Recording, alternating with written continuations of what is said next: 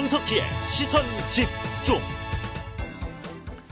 예, 추석 연휴 마지막 날 추석 특집으로 진행을 해드리고 있습니다. 3, 4부는 이런 얘기입니다. 그러니까 역사, 사실과 왜곡 사이라는 제목으로 진행을 할 텐데 그동안 저희 프로그램에서 역사의 숨은 이야기들을 많이 풀어주신 분이죠. 이덕일 한가람 역사문화연구소장과 함께 하겠습니다.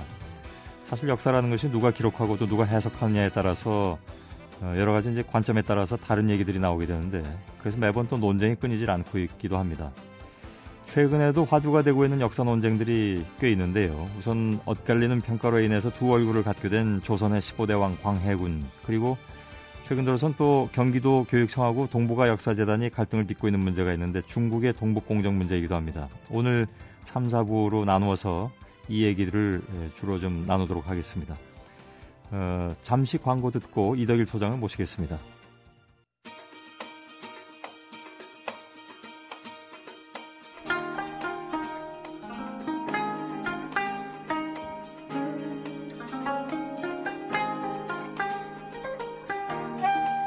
예, 추석 특집이라고 해서 고른 음악인데 어떠셨을지 모르겠습니다. 추석 특집 3, 4부 이덕일 한가람 역사문화소장과 함께하겠습니다. 옆에 나와 계십니다. 안녕하십니까? 예, 안녕하십니까? 예. 지난번에 그 8.15 특집 이후에 한 달여 만에 다시 만나 뵙게 됩니다. 너무 자주 모시는 것 같아서 이번엔 좀 안 모실까 또 했는데 청취자분들이 굉장히 좋아하십니다. 한번 나오시고 나면 그렇게 반향이 커서요. 아예 그 독립 코너로 마련해달라 이런 말씀까지 하셔서 그렇게는 못하겠고 그래서 명절 때 이렇게 모셨습니다. 예, 고맙습니다. 제가 요즘 다녀보면은 우리 역사에 대한 갈증이 우리 사회 저변에 상당히 있는 것 같습니다. 그러니까 올바른 역사에 대한 갈증이라고 볼 수 있는데 아마 그 부분에 아주 작은 부분을 뭐 제가 지금 채워주기 때문에 그런 게 아닌가라고 해석을 하죠. 예. 아까 그 제목을 역사, 사실과 왜곡사 이렇게 정했다고 말씀드렸는데 두 가지 역사 논쟁을 좀 들여다보겠습니다. 우선은 요즘 그 영화로 크게 화제가 되고 있어서 광해군, 조선 15대 왕. 20세기 들어서 사실 재평가받기 시작한 부분들이 있습니다. 아시는 것처럼. 최근에 이제 이 영화가 또 인기몰이를 하면서 이 재평가에 대해서는 더 관심을 모으고 있는 것 같습니다. 대개 이제 그 폐류나 혹은 폭군 이런 부정적인 측면보다는 뭔가 실용 외교를 펼친 개혁군주다 이런 그 평가도 또 나오고 있고요. 우선 이러한 재평가 움직임에 대해서는 이덕일 소장께서는 어떻게 보십니까? 그러니까 광해군 문제에 대해서는 이제 가장 큰 틀의 프레임이 뭐냐면 이제 인조 반정에 의해서 쫓겨났지 않습니까?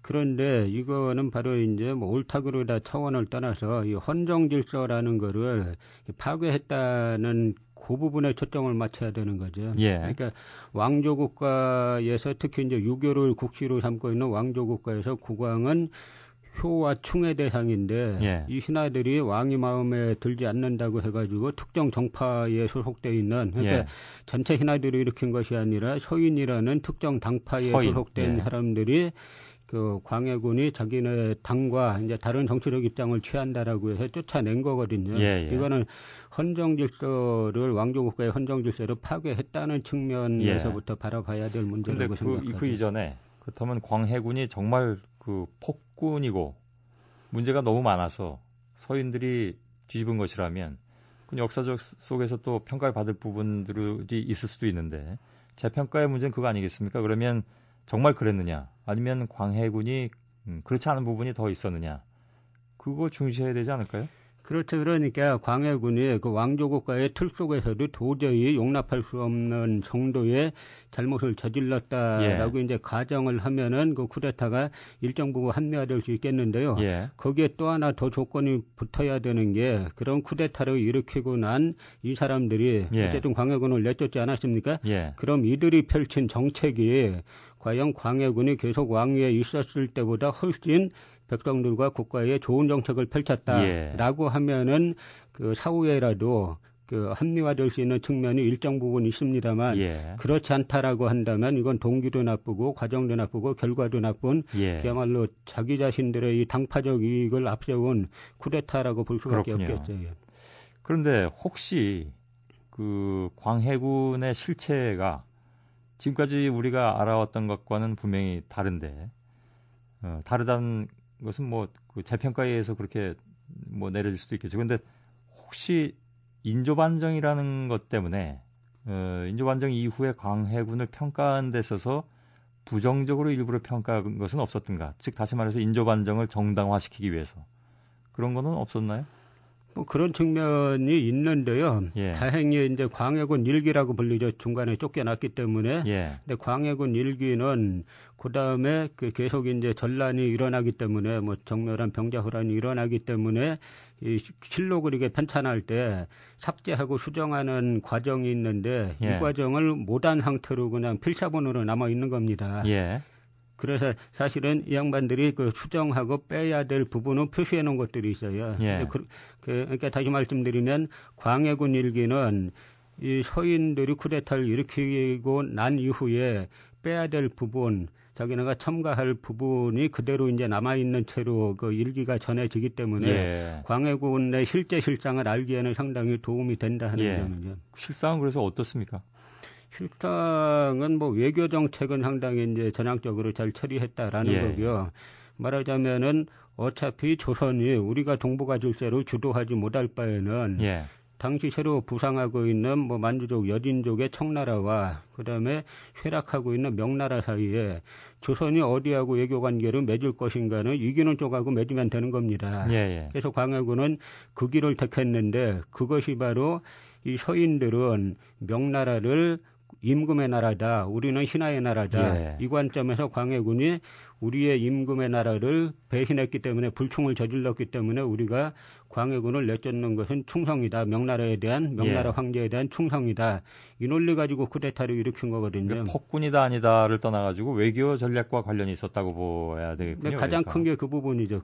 예. 그래서 이 외교라는 것은 우리가 선택할 수 있는 선택사항 정책 중에 하나 아닙니까? 예, 예. 그런데 이걸 갖다가 명분 삼아서 쿠데타를 일으키고 나니까 이 외교가 이념이 돼버린 거예요. 예. 그러니까 이제 그다음에는 극도의 숭명사대주의가 흥행하게 되는데 예. 문제는 이 명나라가 뜨는 해였다 그러면 상관없는데 지는 해였단 말이죠. 예, 지는 해였는데 이쪽하고 관계를 계속 맺을 수밖에 쿠데타 명분이 그거다 보니까 예, 예. 맺다 보니까 현실하고 여러 가지를 안 맞는 뒤엉키는 문제가 생기죠. 예. 그래서 외교적으로는 광해군이 상당히 탁월한 선택을 했고 예. 그러나 내정적인 측면에서는 집권 초기에는 상당히 이제 예를 들어서 대동법을 실시한다든지 예. 그다음에 동의보감을 편찬한다든지 하는 상당히 이제 집권 초반에는 그 연립 정부로 수립해서 좋은 정책을 펼쳤는데 예. 집권 후반에 가면서 이제 자기 자신을 지지했던 대북이라는 한 당만 가지고 정치를 하게 되면서 예. 이제 상당한 내부 문제가 또 있었다라는 말씀도 들을 수 있습니다. 예. 가능하면 뭐 객관적으로 좀 평가를 하는 것이 예. 역시 중요하겠죠. 예. 그런 면에서 보자면 이른바 재평가가 이루어지기 전까지는 그것도 좀 평가의 문제가 대단히 있었던 것이고 재평가를 너무 한쪽으로만 또 할 수도 없는 거 아니겠습니까? 그렇죠. 예.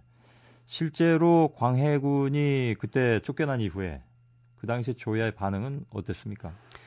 하루아침에 깨보니까 왕이 쫓겨났다는 거죠. 예, 예. 그러니까 엄청난 충격이지 않겠습니까? 예. 그러니까 명분은 뭐 임목대비를 폐위시켰네 뭐 했네 여러 명분을 들지만 왕조 국가에서는 왕실에서는 그러니까 다반사로 일어나는 일들입니다. 예. 그러니까 하루아침에 깨니까 임금을 쫓아냈다 이 신하들이 그러니까 엄청난 반발이 일죠. 예. 그러니까 이 서인들이 이 쿠데타에 대한 저항이 워낙 심하니까 할 수 없이 남인들을 끌어들이는 겁니다. 예. 그래서 남인 이원익에게 영의정을 제수하니까 예. 그제서야 사람들이 이원익이 영상으로 제수돼서 서울에 들어오니까 저대감이 저희 지지하는 정변이라면 예. 그 이유가 있지 않겠느냐라고 해가지고 조야의 민심이 좀 안정됐다라는 기록이 있을 정도로 초반엔 아주 반발이 격심했었죠. 예. 아무래도 뭐 너무나 큰 사건이었을 테고 네. 왕을 쫓아낸 것이기 때문에 네. 그건 저희가 지금도 어느 날 깼더니 대통령이 갑자기 바뀌었다라고 하면 뭐 엄청난 혼란이 있지 않겠습니까? 예. 그거보다 더한 거죠. 예. 왜 그 요즘 영화가 나오지 않았습니까? 네. 그 역사자 입장에서 뭐 영화 평하는 게 뭐 이렇게 탐탁지 않을 때도 때론 있죠. 예, 좀 있죠. 예. 그러나 그 영화도 그 영화나 드라마도 사극도 상당히 이제 중요하고 일종의 역사 교사 역할을 하기 때문에 어떤 것이 옳고 어떤 것이 그르고 하는 부분은 좀 이야기해줄 필요가 있다라고 생각합니다. 사실 뭐 그걸 보면서 영화는 영화다, 드라마는 드라마일 뿐 따라하지 말자 뭐 이럴 수는 없잖아요, 그죠? 그렇죠. 왜냐면 워낙 그 파급력이 크니까. 예. 영화는 그 광해군의 일기 가운데 15일치가 비어있다는 데서 시작한다고 하더군요. 실제로도 15일이 비어있나요?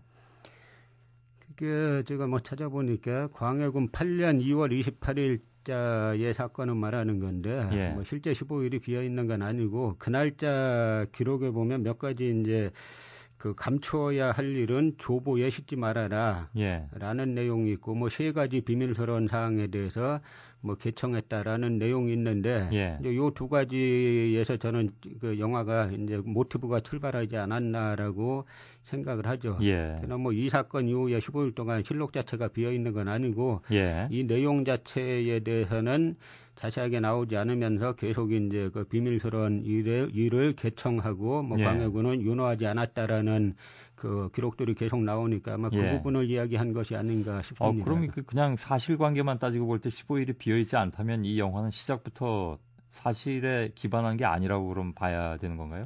저는 그 광고에 좀 문제가 있지 않았나라고 싶은데 이 부분에 그 피해야 할 일은 조보에 싣지 말아라라든지 뭐 세 가지 비밀스러운 사항을 개청했다라고 하는 이게 뭐냐에 오히려 초점을 맞춰가지고 홍보했으면 더 낫지 않았을까 싶다는 생각이 들죠. 알겠습니다. 그럼 거기에 초점을 맞춰서 본다면 어떻게 평가를 하시겠습니까? 그러니까 그 사건은 이제 광해군의 이 아킬레스건들이 몇 가지 있는데 계속 이제 명나라에서 승인을 안 해줘가지고 고생했던 측면들, 그다음에 그 자기가 그 임진왜란 때 세자가 됨에도 불구하고 이 선조가 나중에 영창대군이 태어나니까 자꾸 영창대군에게 시선을 주면서 영창대군 주위에 이제 다른 세력들이 모이게 되죠.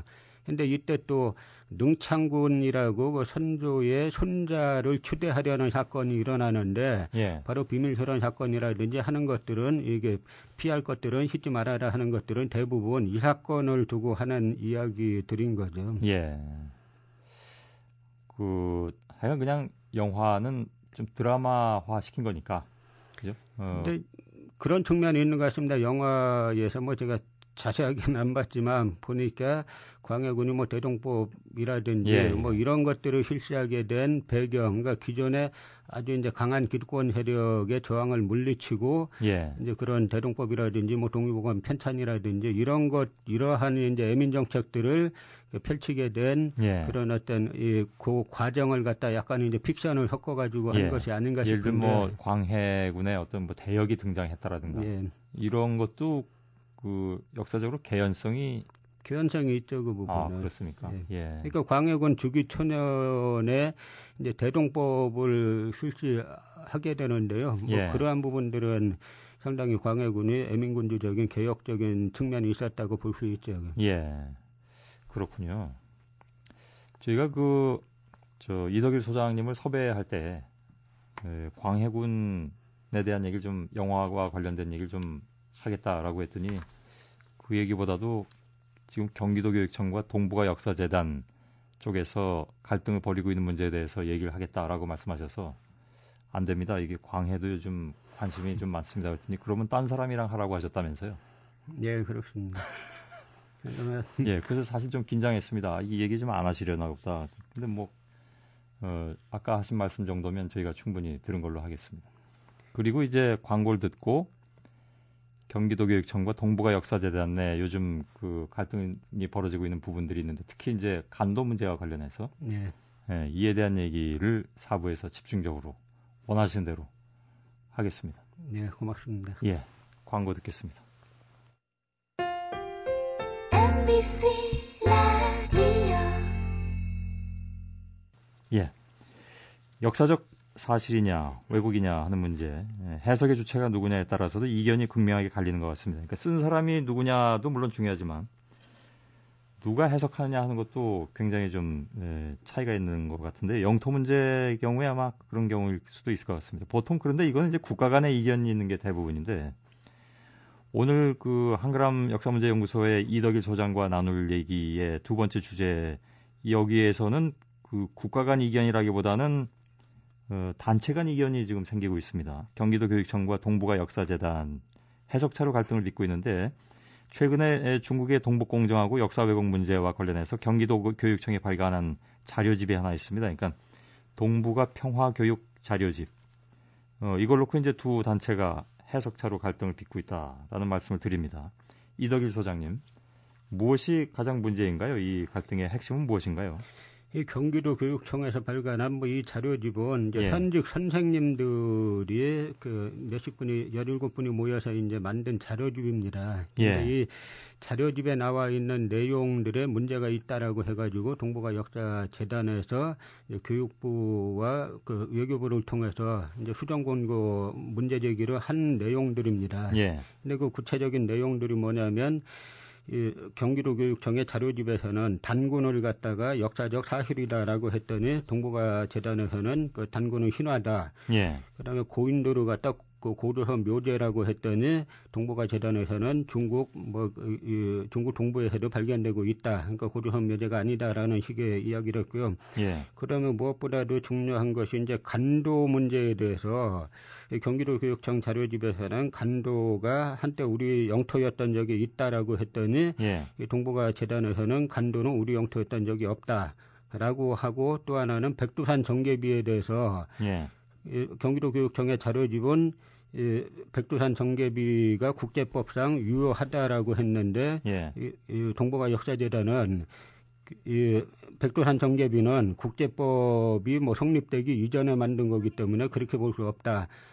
그 외에도 여러 가지 문제가 있습니다만 일단 예. 뭐 시간 제약이 있으니까 이 정도 문제만 놓고 보더라도 예. 상당히 문제가 있다라는 것을 알 수 있게 될 겁니다. 예. 굉장히 여러 분야에서 지금 양쪽이 해석차가 있네요. 예. 예. 그럼 우선은 왜 경기도 교육청은 이러한 자료집을 내놨을까요?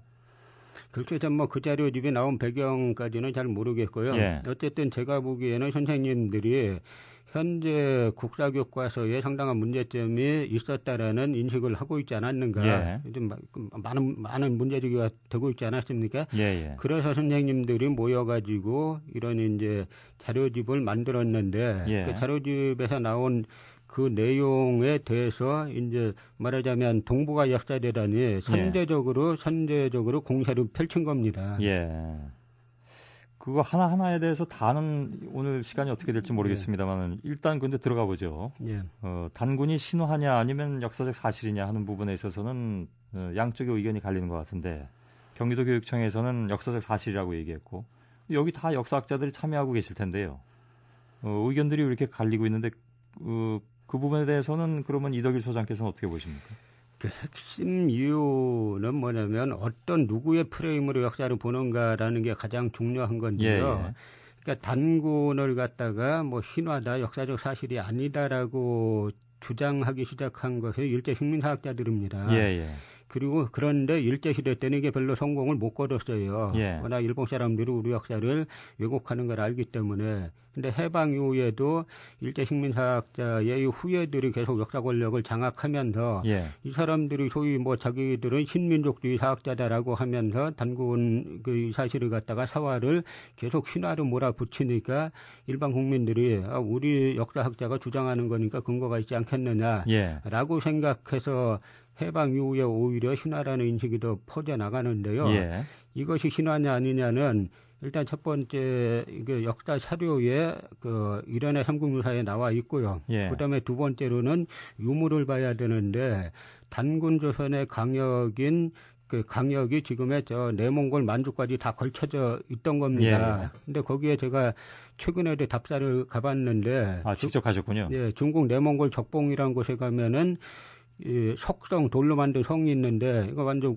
그 지금의 고구려 백제성하고 똑같습니다. 예, 예. 근데 중국 쪽에서 나온 자료집도 보니까 지금으로부터 4,000년 전의 석성이다라고 나와 있어요. 예. 그럼 지금으로부터 4,000년 전에 그 중국과 전혀 다른 우리와 똑같은 계통의 돌로 쌓은 이 석성들 이게 예. 뭐냐 이거죠. 그게 바로 단군 조선입니다. 그렇기 때문에 단군조선은 우리가 일본이나 중국인의 시각에서 바라보지 않고 예. 우리의 시각으로 바라보면은 역사적 사실이라는 것은 의심할 여지가 없는 거죠. 예. 그렇게 하면요, 이제 저희가 얘기를 나눌 뭐 고인돌, 간도 문제, 백두산 정계비 문제 이런 모든 것들이 그 같은 프레임 안에서 얘기할 수밖에 없는 상황이 그렇죠. 되는데, 문제는 그것은 이제 역사적 사실로서 뒷받침할 수 있는 근거를 어느 만큼 되느냐 하는 문제들인데, 동북아 역사재단 쪽에서는 그렇게 얘기하고 있습니다. 그러니까 국내 사학계의 어떤 그 일반적인 인식을 너무 뛰어넘는 것이 아니냐. 그래서 이것이 자료집에 문제가 있다라고 얘기했는데, 그럼 제가 이덕일 소장께서 하실 말씀을 대신해 볼까요?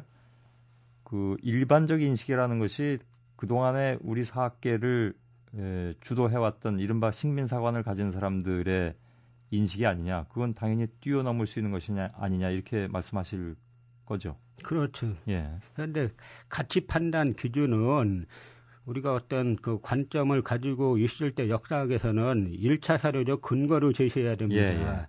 그런데 지금 간도 문제에 있어서도 이 동북아 역사재단은 간도가 우리 영토였던 적이 없다라고 하는데 이건 완전 이 진짜 역사 공부한 사람이 이렇게 말했으면 그 이 사실 하나로 그 양반은 그 숟가락 놔야 돼요.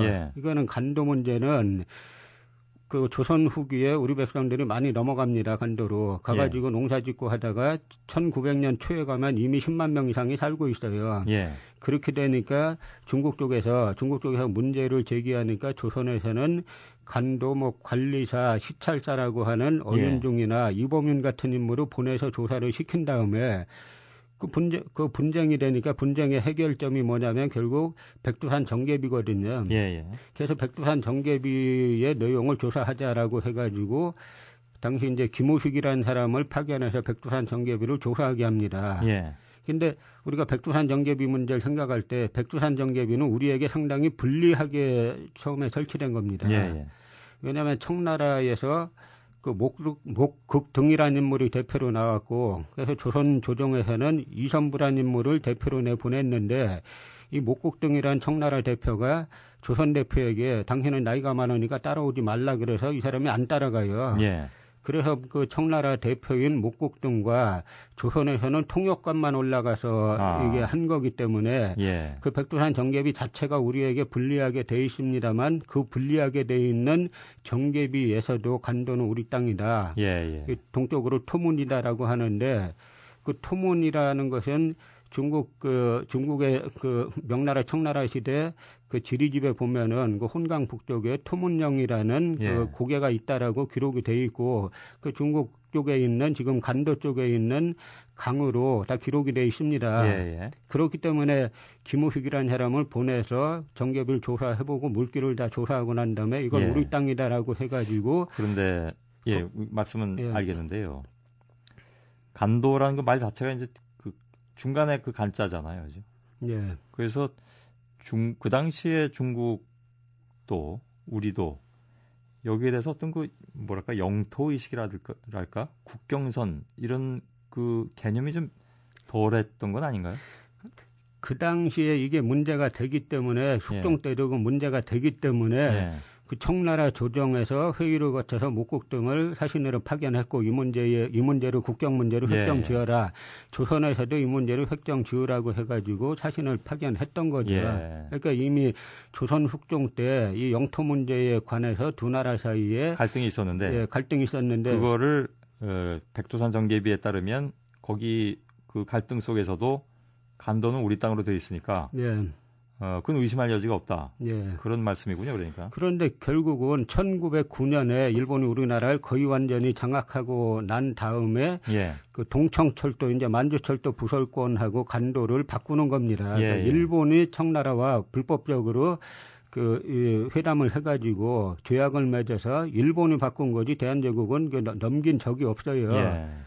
그런데 이런 사실을 갖다 동북아 재단에서는 우리 땅이었던 적이 없다라고 하니까 이 사람들은 중국의 입장 아니면 일본의 입장에 서가지고 해석하고 있다는 거죠. 근데 재단 입장에서는 아마 그런 얘기를 한 것 같습니다. 그러니까 백두산 정계비가 건립된 시기가 국제법적인 그런 인식이 등장하기 전이기 때문에 이걸 국제법적으로 맞다 안 맞다를 가늠하기가 어렵지 않느냐. 그 너무 저차원적인 이야기라 답변하기도 이제 이게 이런 수준 낮은 이야기까지 답변을 해야 하는가 문제인데 옮긴 사람이 무한해지게 왜 그러십니까? 그 국제법이라는 것이 예. 지금 말하는 국제법이라는 것은 제국주의 시대 때 자기들끼리 이렇게 저렇게 한 거고 그런 거 이전에 예. 우리와 그럼 일본 사이에도 있었고 각 여러 이 국경에 관한 그 사항들이 있는데 그럼 예. 그 이전에 그럼 서로가 국경을 맺어가지고 했던 것은 아무 그런 이 효력이 없다는 이야기인지 예. 너무 이제 그 말이 안 되는 주장들을 하기 때문에 예. 이런 주장을 도대체 어떻게 펼칠 수가 있는지 예. 이런 주장에까지 답변을 해야 되는지 이제 기가 막힌 노릇이죠. 예. 아무튼 제가 옮겨드린 그 말대로 해가지고 재단 측에서는 수정 권고를 교육청 쪽에 내렸으니까요. 그분들이 그런 인식을 가지고 있는 건 뭐 틀림이 없는 것 같습니다. 그러니까 그게 우리의 큰 문제라는 거죠. 이런 예. 동북아 역사재단이라는 데를 설립하고 매년 수백억씩 국민 세금을 지원할 때는 예. 바로 이런 문제에 대해서 우리 쪽의 입장에 서가지고 예. 논리를 개발하고 제공하고 맞서라는 건데 거꾸로 지금 중국이나 일본 구구파 입장에 서가지고 자꾸 이제 논리를 전개하지 않습니까? 그 얘기는 이따가 뭐 어차피 마무리할 때 또 얘기를 나눠야 될 것 같으니까 기왕에 나온 쟁점들에 대해서 좀 더 짚어보도록 하겠습니다. 고인돌 같은 경우에 이제 고조선의 고유 묘제냐, 이거 다른 데는 없느냐. 근데 중국 동부에서도 발견이 된다. 그건 어떻게 봐야 될까요? 고조선의 표지 유물이 몇 가지가 있는데요. 예. 고조선의 표지 유물은 이 고인돌도 있고 그다음에 비파형 동검이라는 게 있습니다. 비파형 동검. 예. 이 두 가지 유물이 출토되는 데는 다 이제 고조선 이제 강역들인데 예. 예전에 요 문제 지금 이전에 어떤 문제가 있었냐면 이 식민사학자들은 고조선을 갖다가 평안남도에 있었던 작은 국가였다. 예. 어떻게 보면 나라도 아닌 그런 이제 이 부족 국가 정도였다라고 주장을 했습니다. 예. 그러다가 한중 수교 이후에 중국에 왔다 갔다 하게 되니까 그쪽 지역에서 지금 중국 지역에서 엄청나게 많은 고조선 유물 유적들이 쏟아져 나오는 겁니다. 예. 그런데 이걸 갖다가 이 고인돌이 그 시기가 건립된 시기가 있는데, 그러니까 고조선 강역이 확정되고 난 이후에 건립된 게 있고, 그다음에 그 이전에 건립된 게 있을 수 있지 않습니까? 예. 이건 뭐 사실 우리 민족의 이동 경로부터 이제 따져봐야 되는 건데, 이 사마천의 사기에 따르면 그 중국의 황제족하고 예. 우리 치우족하고 둘이 이제 싸우는 걸로 동이족의 선조인 치우족과 싸우는 걸로 사마천의 사기가 시작하는데요. 예. 처음에는 치우 집단이 승리하다가 나중에 결국은 패배해가지고 치우 집단이 이동을 하는데 예. 이동 경로가 세 군데입니다. 하나는 중국 남방으로 가서 중국의 백족이나 묘족이 되고 예. 하나는 중국 산동반도 쪽으로 가고 또 한쪽은 지금 내몽골이나 몽골이나 내몽골 그다음에 만주, 한반도, 일본 이런 쪽으로 이동하는 거죠. 예. 그러니까 지금 이 사람들이 말하는 중국에서도 중국 이제 동쪽에서도 나온다라고 하는 게 산동반도를 이야기하는 건데 예. 그 산동반도도 저희 민족의 이동 경로 중에 하나이기 때문에 나오는 예. 겁니다. 결국은 그게 고조선의 묘제로 봐야 된다. 그러니까 그 고조선이란 이 부분은 단순한 부분은 아니고요. 고조선이란 국가가 언제부터 수립되고 그리고 언제까지 있었느냐. 그럼 예. 고인돌이란 묘제는 언제부터 나타나서 언제까지 존속했느냐를 조사해봐야 되는 건데 예. 문제는 이 동북아 역사재단의 이 학자들은 덮어놓고 모든 역사 해석을 우리에게 불리하게 한다는 거죠. 예. 그럼 고인돌이 중국 이쪽에서 발견되면은 그건 중국 묘제하고는 전혀 다른 겁니다. 중국 한족 묘제하고는. 예. 그럼 그걸 놓고 볼 때 우리 쪽 입장에서는 고인돌이 여기까지 발견이 된다라고 하고 전향적으로 해석을 해야 되는데 예. 저기서도 발견되니까 그건 우리 게 아니다. 예. 그런 식으로 아주 우리에게 가장 극도로 불리하게만 해석을 한다는 거죠. 예. 아니 근데 이게 저희가 알기로 동북아 역사재단은 뭐 아시는 것처럼 중국의 동북공정에 대항하기 위해서 만든 거 맞죠?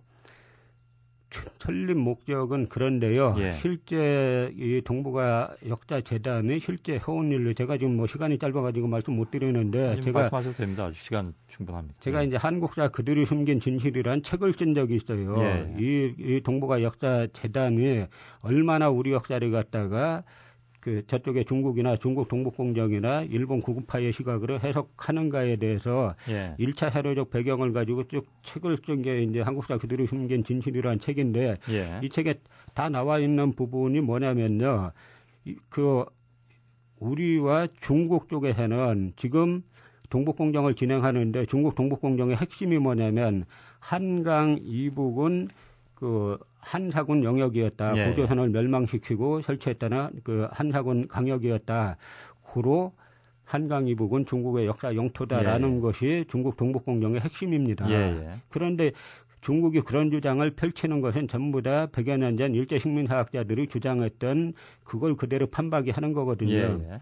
그런데 이미 조선시대 때 성호 유익 선생은 한사군은 만주에 있었다라고 이야기합니다. 예. 그다음에 우리 독립운동가이자 역사학자였던 석주 이상용 선생이라든지 백안 박은식 선생이라든지 단재 신초 선생이라든지 이런 예. 분들은 다 일관되게 한사군은 만주 서쪽에 있었다라고 주장을 합니다. 예. 그럼 이분들은 왜 그런 주장을 하느냐? 국수주의적인 입장이 아니라 사료가 있다는 얘기죠. 그렇죠. 당연히 1차 사료가 가장 중요한 거죠. 예. 100년 전에 일제식민사학자가 뭐라고 주장했는지 지금 현재 동북공정에서 뭐라고 주장하는지가 중요한 게 아니라 예. 한사군이 설치됐을 당시의 사료들 예를 들면 사마천의 사기라든지 한서라든지 후한서 삼국지 같은 중국 고대 사료들은 뭐라고 말하고 있는가가 가장 중요한데 예. 거기에서 딱 한 사료 하나만 말씀드리면 한사군의 중심지인 낙랑군에 대해서 그 위치를 뭐라고 말하고 있느냐면요. 예. 귀지 제요동, 귀지 그 땅은 제요동, 요동에 있다. 이게 한 번 나오는 게 아니라 여러 번 반복해서 나옵니다. 예. 그렇기 때문에 바로 이 구절을 보고 요동이 어딥니까? 만주 아닙니까? 예. 그러니까 이 성호 유익 선생이나 그다음에 이 독립운동가 겸 역사학자이셨던 분들이 이 한사군은 만주에 있다라고 중국 고대 사료에 나오지 예. 않느냐라고 생각한 거죠. 예. 그 반면에 조선총독부사나 조선사 편서에서는 한사군은 한강 이북에 있었다라고 주장했고요. 예. 그럼 우리가 해방 이후에 일제시대 때는 그 조선사 편서의 관점에서 배울 수밖에 없겠지만 해방 이후에 우리가 어떤 관점에서 역사를 공부해야 하는가라는 문제가 나오지 않습니까? 예. 그럼 당연히 1차 사료적 근거가 있고 거기에 많은 유물도 쏟아져 나오고 라고 하기 때문에 우리 관점에서는 한사군은 그 만주 서쪽에 있었다라고 주장하게 되면은 그 중국에서 먼저 시작한 거 아닙니까? 그렇다 그래서 그 영토를 지금 그 낙랑군의 강역을 중국 사료로 가지고 조사해 보면 지금 하북성까지 걸쳐져 있는데 우리 그 땅을 지금 우리한테 달라는 이야기도 아니지 않습니까? 알겠습니다. 근데 늘 1차 사료를 이렇게 중요하다고 주장을 하시는데 1차 사료는 다 같이 보는 거 아니겠습니까? 그건 근데 제가 볼 때 안 보는 것 같아요. 아니 역사학자인데 보지 않겠습니까? 아니 그러면 1차 사료를 봤으면은 그 내용에 대해서 설명을 해야 됩니다. 왜 한사군 낙랑군에 대해서 귀지제 요동, 그 땅은 요동에 있다, 제요동에 있다라고 여러 번 반복해서 나오면은 거기에 대해서 설명을 해야 되지 않습니까? 가장 중요한 당시에 쓴 1차 사료인데, 근데 여기에 대해서는 뭐 못 봐서 안 쓰는지 아니면은 보고도 모른 채 하는지 이 식민사학자들이 쓴 글 중에서는 여기에 이 내용의 이 구절에 대해서 설명한 거를 제가 한 번도 본 적이 없어요. 어찌됐든 그래서 이렇게 논쟁이 늘 있지 않습니까? 그러니까 이덕일 소장과 또 다른 그 역사학자들 간에도 논쟁이 있어 왔고요. 외교부에서는 그런 얘기도 합니다. 그러니까 특히 이 문제와 관련해서 오늘 얘기 나누고 있는 문제와 관련해서 학계에서 논쟁이 있는 사항을 역사 교육 자료로 사용하면 관련국의 역공을 받을 우려가 있으니까 신중해야 된다. 그러니까 정말 그 저쪽에 그러니까 뭐 중국이 되겠죠 주로. 그쪽에서도 나름 자기들이 가지고 있는 사료가 있을 테고, 그죠? 우리도 있고. 근데 관련국이 역공을 한다면 그 어떤 우려를 해야 되는 것인지도 궁금하고. 그 부분은 어떻게 보십니까? 이제 먼저 지적해야 될 거는 이 문제가 중국에서 문제를 지적해가지고 시작된 게 아니란 점이죠. 중국에서 경기도 교육청에 그 선생님들이 한 자료집이 나왔는지 뭐 안 나왔는지 알게나 뭡니까? 그런데 이거를 먼저 우리가 재발절해서 그 동북아 역사재단에서 문제 제기하고 여기에 교육부하고 외교부까지 가세해가지고 이야기를 하는데 이거는 일본 외무성이나 중국 외교부라 그러면은 아니면 그 일본의 그 교육성이나 예. 중국의 교육부라 그러면 이해가 가는데 예. 이게 대한민국 국가기관이 할 이야기는 아니란 점이죠. 그리고 이덕일 소장의 지금 기본적인 시각은 중국의 사학자들이 들고 나오는 사료나 뭐 이런 것, 그 사관 이런 것들이 결국은 과거에 이른바 식민사관을 가지고 있던 사람들과 비슷하고 서로 어찌 보면 뭐 지원이라고는 좀 그 말이 안 되겠지만 서로 통하는 부분이 있다 이렇게 보신다는 건가요? 비슷한 정도가 아니라 똑같습니다. 예. 그래서 이 문제는 일본 구급파와 국내 식민사학자들과 일본의 동북공정이 한편이 돼가지고 움직여지는 건데 예. 문제는 우리나라가 거기에 우리나라 국민 세금이 지원된다 하는 이야기죠. 예. 그러니까 지금 누가 보더라도 지금 동북아 역사재단에서 하고 있는 게 우리 입장은 아니다라는 건 뭐 예. 명확하지 않습니까? 이 논쟁이 옳고 그르고는 둘째 예. 치더라도 그런 가장 큰 문제는 중국은 중국을 위해서 동북공정이라 역사 왜곡을 하는데 예. 우리는 누굴 위해서 거기에 국민 세금을 써가면서 중국 동북공정의 역사 왜곡에 장단을 맞추냐 하는 점이라는 것이죠. 가장 큰 문제가. 예.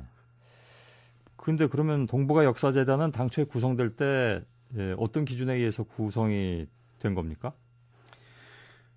뭐 한국 국가기관이 만들어지면은 예. 특히 이제 한국 역사 관련 어떤 기구가 만들어지면은 다 한국에는 소위 정설이라는 게 있습니다. 한국 역사학계에는. 예. 그런데 인문사회계에는 정해진 설이 있을 수가 없는 게 다 예. 여러 설 중에 하나죠.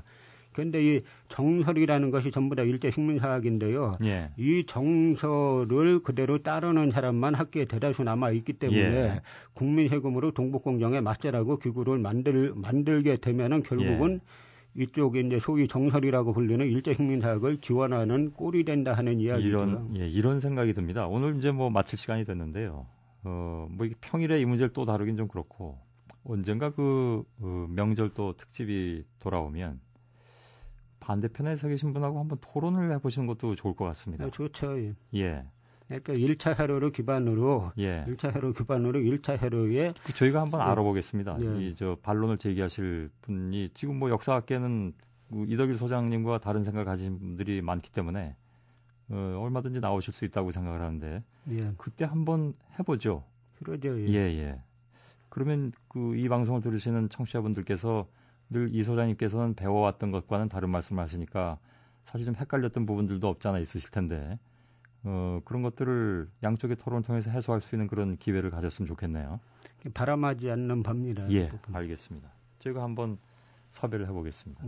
예. 오늘 말씀 잘 들었습니다. 늘 그렇습니다만 흥미진진한 그런 얘기들이었다고 생각을 합니다. 이덕일 한가람 역사문화소장과 3, 4부를 함께했습니다. 고맙습니다. 예, 고맙습니다. 예. 손석희의 시선집중 10월 1일 연휴 마지막 날 특집 방송으로 보내드렸습니다. 자, 내일 다시 생방송으로 만나 뵙겠습니다. 여러분 대단히 고맙습니다.